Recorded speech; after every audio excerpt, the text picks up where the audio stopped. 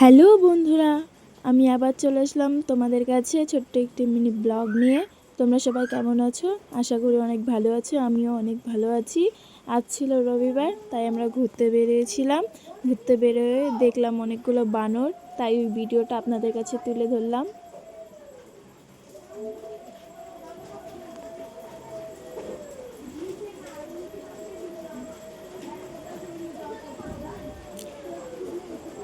ওদেরকে কিছু খাবার কিনে দিলাম।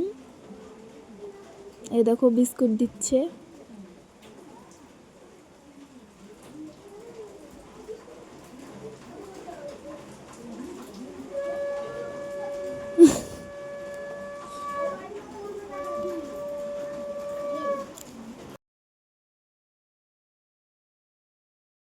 ঢেল মারে।